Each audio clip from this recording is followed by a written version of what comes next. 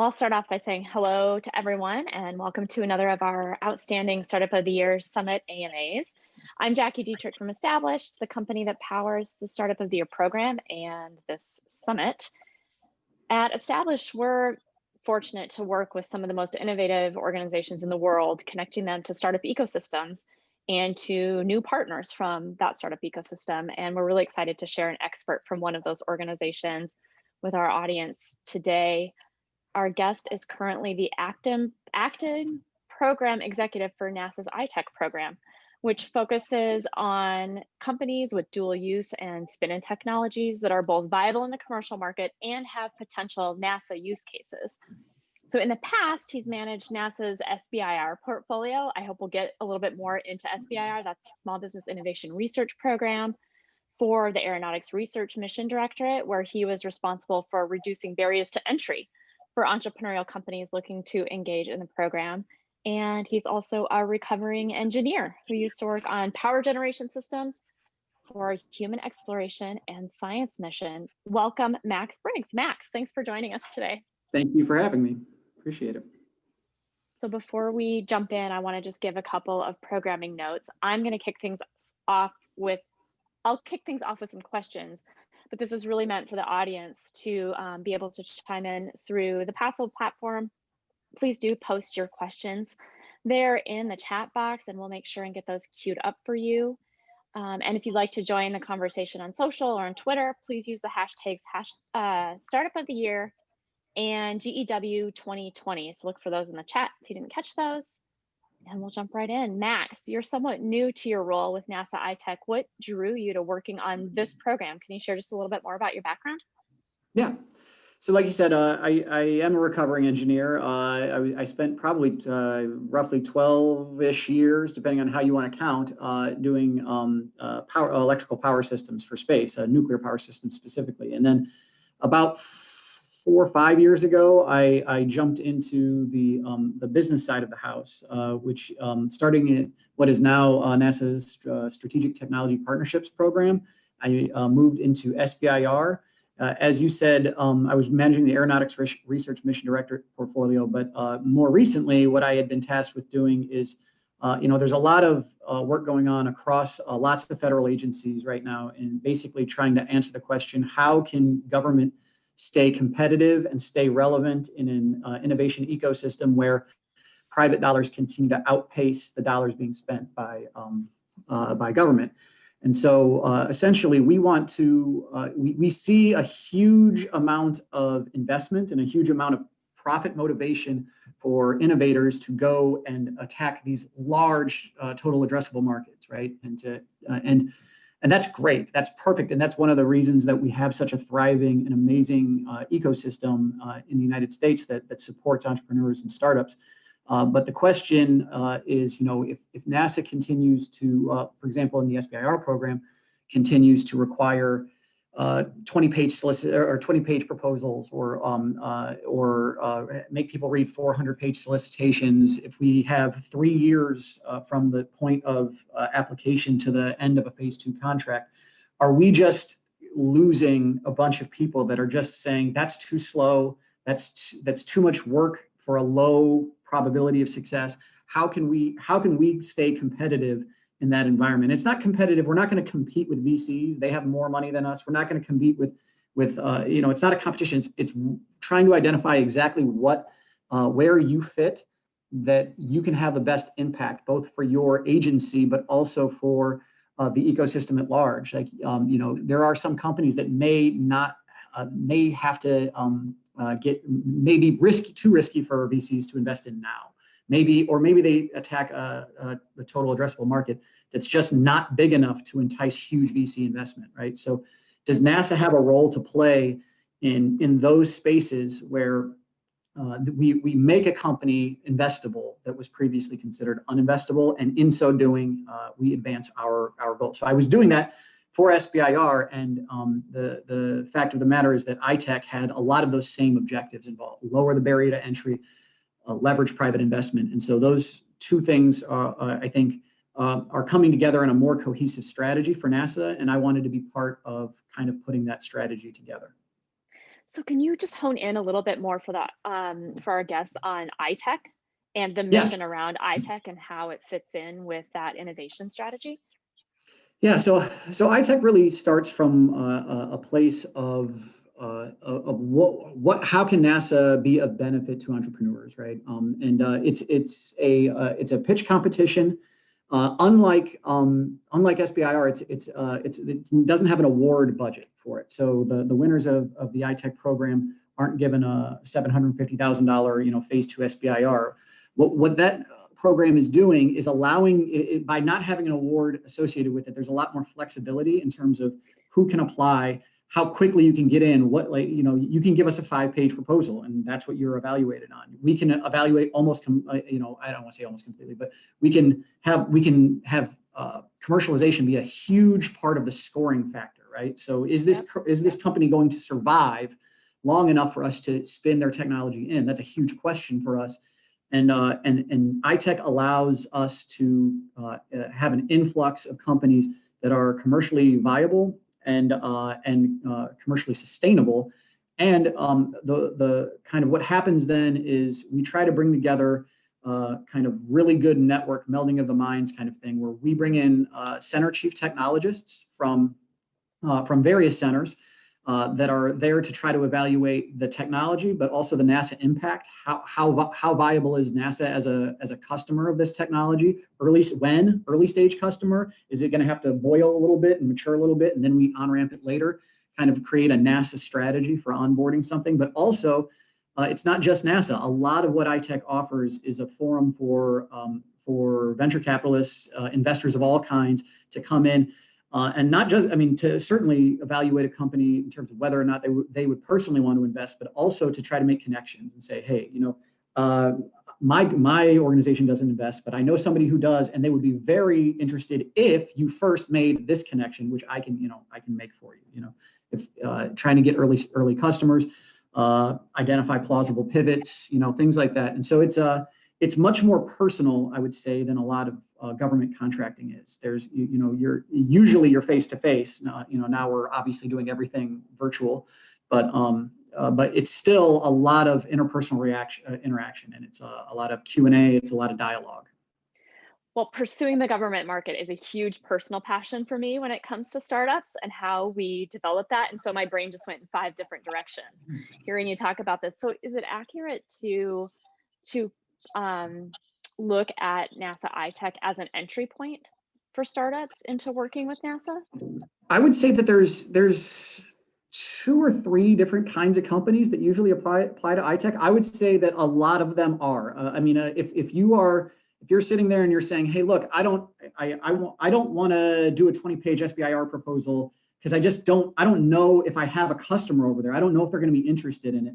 iTech gives you a very low barrier of entry option to talk to a chief technologist. Most people that win a SBIR award don't get to talk to a board of chief technologists, right? So you get access to people that you wouldn't usually get access to, and you can really start to vet, is it worth it for me to go ahead and pursue other, government contracts in terms of SBIRs and things like that?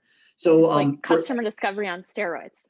Yes, yeah, exactly. So you guys can go. So for some companies, it's your first foot in the door to NASA. iTech can be, but that's not all iTech does. iTech has a lot of companies that come to it, and I would say that are not at all interested in SBIR as like the next step. Like a lot of companies would be are basically saying one of 2 things. They're either saying, I want to come. I want to be able to prove to people that my technology is good and relevant to NASA, so that I can go to a VC who's going to offer me 10 million over 2 years instead of 800,000 over 3 years, right?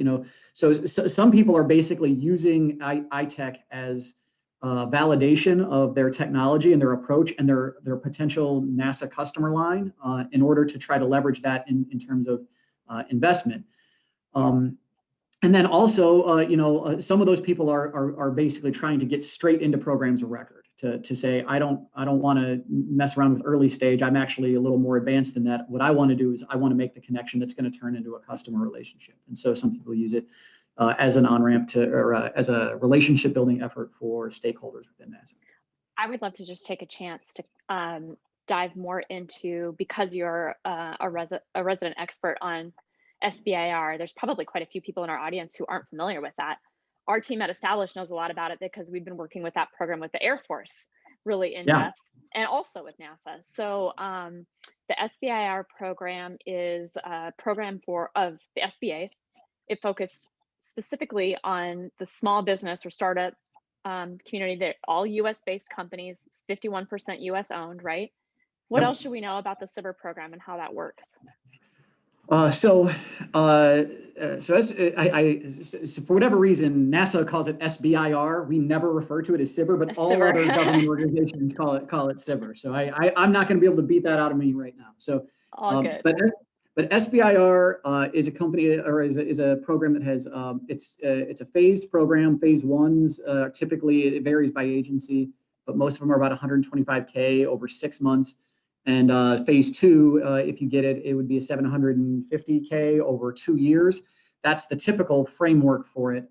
And that is all non-dilutive funding, and which is really nice for companies that are on that kind of timeline, where 750K over 2 years to get a prototype, to burn down risk in order to go into an investment phase where the technical risk is done.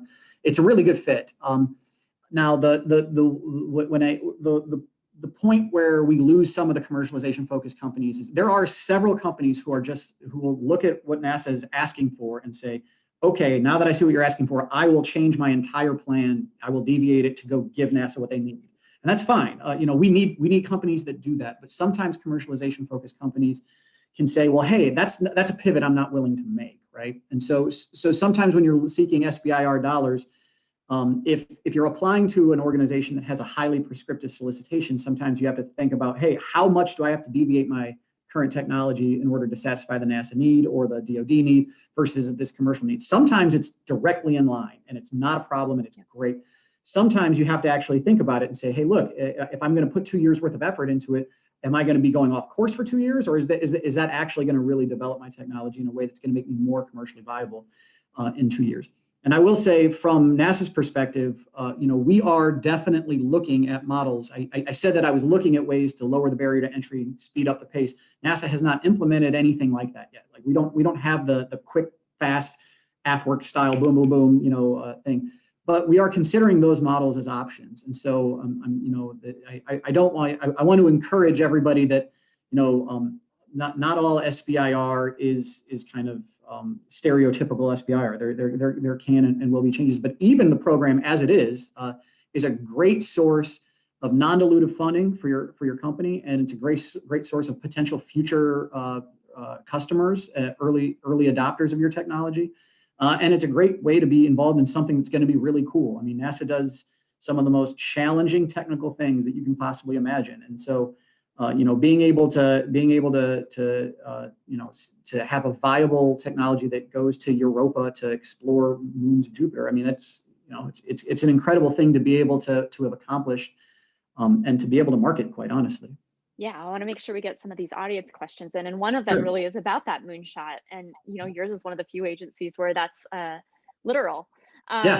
What are you looking for? What kind of technology is it? Is it tech like satellites and rockets is a question, or is it companies? What kind of companies are you looking at? So I would say that for what the NASA technology, the general, and that's so NASA needs lots and lots of technologies, right? I would argue that rockets it's going to be very hard for a small business to displace rockets, like at full scale system level propulsion, multi-stage. SpaceX did it. I mean, it's not impossible, but it can be tough, but we solicit a ton of incredible stuff. I mean, high temperature materials, advanced materials, high power density batteries. I always try to stress that the first A in NASA is aeronautics, right? Sometimes people try to have a technology that's really viable for, let's say, high power density batteries that for drones, and they say, oh, you could use this in space. And I say, well, that's great that we can use it in space, but we can also we are also tasked with advancing commercial aviation markets, including drone markets. That's part of what we do at NASA. So there's no need to try to weasel everything into a space application in order to make it relevant to NASA. If you're relevant to advanced vehicles for urban air mobility or advanced air mobility or unmanned aerial aircraft or aerial systems, that is completely NASA relevant. So I would say anything from technologies that are relevant to data systems for air traffic management, AI, autonomy, to systems for cryogenic storage of propellants or extracting resources from foreign or not foreign extraterrestrial bodies, right? Yeah. And all of that stuff is there. I mean, we have solicitations like the SBIR solicitation is open right now, and if you look at it, the variety of technology asks in that program is absolutely incredible. I mean, there's 115, I think, ish different technology areas. So it's highly likely that what you're working on will find a home somewhere in the NASA portfolio, but it's just a matter of how well aligned are you in order to make that happen. Yeah, that's incredible. How many solicitations is that's posted right now? Well, it's one solicitation, but we have subtopics, and there's 115 separate subtopics. Okay. All independent technologies for different applications, ranging from science mission directorate, deep space missions to moon to Mars to drones here on Earth. What's the best way to find that information for the startups in our audience who are new to that system? Yes, SBIR.nasa.gov is the place to go. There are the most prominent links on that website take you directly into the current open solicitation. So I would highly, the one-on-ones that I've had in this forum for Startup of the Year, most of the companies I have talked to have had something that would have been relevant to that solicitation. And I also recommended that they apply to iTech as well. So great. A lot of I was just going to say those are probably crossover. Yep. With iTech having a slightly more simplified application process. That's correct. I will say iTech just got done with its two major events, and so we haven't rebooted. We don't have an open application right now, but that will be coming in the coming months. So great. There will be more opportunities. Well, I want to get to a couple more audience questions. One is from Adrian, who's interested in learning more about so just looking at the current rate of growth within the space exploration industry. At what points would you say we can start expecting the commercialization of asteroid mining? I'm not going to be able to answer that question in terms of 10 years from now or something like that. I don't have the numbers off the top of my head, but I can tell you that the difference in launch costs from what it took to launch shuttle to what it takes SpaceX to launch people onto to ISS right now it's incredible. All right, so it's come down, I believe, an order of magnitude at least. I don't want to, please don't quote me on that or tell my boss if I misquoted it. But and don't get me wrong, shuttle and the shuttle did things that were very different from what spacecraft or the SpaceX capsules do, and so it's not apples to apples. But the fact is, launch costs are coming down, and resource extraction is all about launch costs. I mean, as of right now, you can go to an asteroid and you can mine whatever you want from that thing, and it's going to cost you more to get there and get back than it is to dig the stuff out. But that's not always going to be the case, right? We're going to keep on going, and as launches get cheaper and cheaper, you're going to open more and more opportunities, and whatever companies have kind of timed that right are going to be in the best space to make use of that. So I'm not going to speculate on the exact timing of that, but it's headed in the right direction. I guess that's all I can say. What are the security requirements, cyber or otherwise, for a company to work with NASA, and can non-USA companies work with NASA? So non-US companies can work with NASA, not through the SBIR program. The SBIR has 51% US ownership restrictions. iTech accepts or has traditionally accepted foreign entities. It's gone in, that has gone in and out from time to time. But But NASA has tons of international partnerships. I mean, there was, I don't know if anybody's familiar with David Rakoff. He's a Canadian writer that always is very proud of his Canadian heritage and referred to the space shuttle as the Canadian arm with a NASA booster attached to it, or something along those lines. Oh, wow. My point is that the International Space Station is a huge, international collaboration. The shuttle was a huge international collaboration. Depending on what country you're from, your company's from, different restrictions can apply, but ITAR restrictions become complicated in certain situations. But it is definitely possible for foreign companies to interact with NASA either through low barrier to entry programs like iTech or through formal agreements that are actually funded, depending on which avenue you're going. So there's this element of the customer discovery, getting access to scientists at NASA and doing that product market fit. There's the opportunity with SBIR and being able to get non-dilutive funding for ideas. What are some of the other sort of hidden benefits of working with an organization like NASA? And I'm thinking specifically around commercialization. How do you support that in sort of the non-funded or award-based programs? So I mean, in terms of what advantages are there to working with NASA other than, non-dilutive funding I mean, I will say, first of all, the NASA brand is a powerful thing. And when you are given a NASA contract, or whether, especially if you deliver on that contract and do something that, is impressive, not just to the project that you happen to be working on, but is impressive to a community of just people reading space news, right? You get an advantage there. We do some of the most demanding things in the world, or off the world too. So if you can kind of succeed, it's like if you can make it here, you can make it anywhere kind of argument. And so I think that's powerful. And that does, I believe that some of the unfunded programs like iTech, they benefit from that. If there's a company that says, I won a pitch competition judged by NASA Chief Technologists, that carries some amount of weight. Or, and quite frankly, NASA, the connections that you make, the relationships that you build while working with NASA, it's not just the NASA engineer at the other end of the table, it's all the other people that person works with, right? That person probably is working with primes that may be potential customers of yours, right? Yep.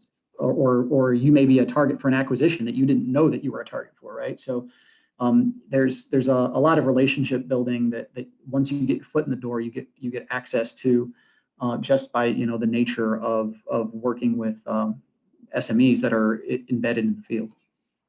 Well, you'll be glad to know that the audience participants are already sharing the information about how to join the NASA ecosystem, and that are sharing with one another that solicitations will likely open again soon. So sending people to that, to the nasaitech.org website. But I'm curious, in just the 4 or so minutes that we have remaining, what else should the Startup of the Year community know about the opportunities to work with NASA? What haven't we covered yet? Well, I'll give you one SBIR related thing is if you win an SBIR with any governmental organization, that SBIR, you have phase 3 rights with any other governmental organization. So if you got awarded a phase 1 SBIR through AFWorks, who's giving away a lot of them now, and you think it's NASA relevant, you can come to us and say, hey, look, do you think you can use this? And we can, and phase 3 SBIRs are non-competed contracts, and which offer the government and the provider a lot of advantages. So I guess one of my, and it goes the other way around too. So one of my kind of secret benefits that not a lot of people know about working with NASA or working with the government period is the transferability of a lot of the technology. So don't artificially constrict your potential customer base. What advice would you give to startups who are really interested in breaking into the government market, whether, of course, from you specific to NASA, but it seems like you have a pretty broad purview into what it might be like with other agencies as well. And I think, particularly as we debunk that idea that if you're a health tech company, that working with NASA isn't for you, what advice do you have? Yeah, well, I mean, well, so I guess one piece of advice I would have is exactly what you just said there is, you don't, a lot of governmental organizations need an array of technologies that go well beyond what you think that they do traditionally, right? You might not think that you might be a biotech company and you say, well, why does the Air Force need my my health monitoring? Well, health monitoring of their pilots or naval people in Navy, ships that are off for long. I mean, it's a huge market. You may not be aware and I mean, health monitoring of astronauts is a big deal for NASA. There's a ton of, we're not all rockets, right? We have a huge array of technologies that we need, and spinning in technologies that are commercially relevant is a big part of what we need to do in order to stay on the cutting edge. Yeah, I would really say also, my other piece of advice would be to leverage the relationships to the best extent you possibly can. So, and some of that is out of your control. Sometimes you have a COR or a technical monitor on a contract Sure. that is just kind of checking boxes, and it's hard to break. But in whatever capacity that you actually have a human being that is vested in your success, take advantage of that and use that to expand your network, not just within that SMEs kind of sphere, but once you get your foot in the door, really try to make the most of it. Well, we have just 1 minute left. How can the audience find you or become part of NASA's iTech ecosystem? Like I said, they're already giving away their hints, tips, and tricks over in our chat, but straight from you. So NASAITech.org is there's a portal on there for kind of how do you become part of the team, and that includes if you're an investor and you want to judge, if you want to be a part of the judging panel or the networking panels, if you're a company, or if you're just somebody who wants to be aware of the kinds of technologies that NASA is seeking. Sometimes some of our iTech requests can give you a kind of little preview into upcoming things that NASA or the government are kind of looking for. And so if you just, no matter what role you have, if you're coming to an event like Startup of the Year, that kind of information is probably going to be relevant to you. So I encourage everybody to sign up. Well, I have to say, we hear amazing feedback from the startups that we introduced to working with NASA iTech. And this has been an awesome year of seeing some of those relationships evolve and develop. So we're really excited to help tell those stories more. And if any of the startups out there are interested, please do find members of the established team if you'd like to learn more about NASA iTech. We can certainly point you in the right direction. And Max, we just want to thank you for taking time for this conversation and for the amazing work that you're doing to support the startups in our community. I think our entire team, we just can't wait to see what innovation comes from that partnership. So thank you. Thanks Thank to you for our having audience. Our pleasure. And please, to our audience, please go to see the top 100 pitches that are happening next, or there's also a conversation hallway and a spotlight with some of our alumni from years past. So everybody have a great day. Thanks again, Max. We'll talk to you soon. Bye. Bye.